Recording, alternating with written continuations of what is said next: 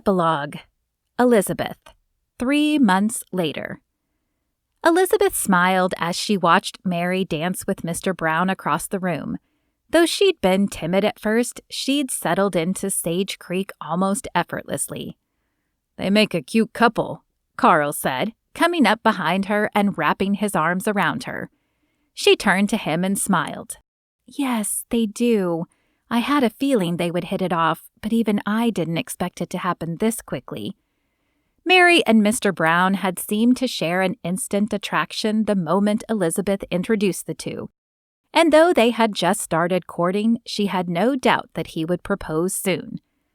"I guess it's a good thing it did, though," Carl said, as he lowered his hands to the small baby bump that was just starting to be noticeable. "We're going to need that room back soon." "There's still plenty of time," she said, shaking her head. "At least another 7 months. "It will be here before you know it. Have you thought about what you are going to do about the business then?" Elizabeth sighed and nodded. She was looking forward to this baby more than anything, but she was a little sad that she'd finally achieved her dream and now it would have to change. "I have. As long as Mary is comfortable running the store, she can take orders for me and I can sew at home. I'll probably have to either move lessons there as well or limit when I offer them, but I think I can make both work." He turned her around so that she was facing him.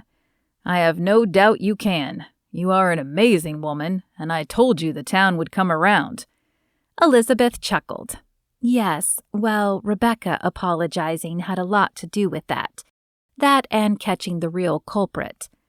Rebecca hadn't been dying to apologize, but after Jacob was sent to prison and the sheriff and deputy had given Elizabeth a public pardon, she'd needed to in order to save face. The gossip around town had been that she'd been jealous of Carl and Elizabeth and had shared Emma and Carl's history in an effort to break them up. Though it had been petty, Elizabeth could almost understand the girl's frustration. There were so few eligible women in town that it had to be a slap in the face when the men looked elsewhere for a wife. She still didn't trust Rebecca, but she prayed that God would soften her heart toward the woman and send the right man for her soon. "Speaking of that, have you heard that Deputy Masterson and Rebecca are courting?" Carl asked. "Deputy Masterson?" Carl chuckled. "Yep, I guess it makes sense. Rebecca was Pauline's best friend. She's known James forever. And if you ask me, the two kind of deserve each other." Elizabeth wasn't sure she wanted Rebecca married to a deputy. The woman didn't need any more power. But she hoped the two would find happiness. Maybe love would soften them both. "But let's not talk any more about them tonight," Carl said, as if reading her mind. "I want to spend tonight dancing with my wife and watching her enjoy the fruits of her labor."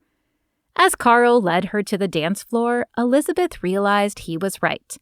Though not every woman was wearing a dress she'd made, several were, and others were wearing ones they'd added lace or some decoration to during lessons with Elizabeth. Nearly every dress in the room had been influenced by her in some way, and that did feel good.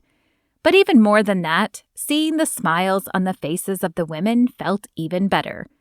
She wrapped her arms around Carl's neck and smiled up at him. This might not be the life she'd imagined for herself, but that was okay, because it was even better. "I love you, Carl."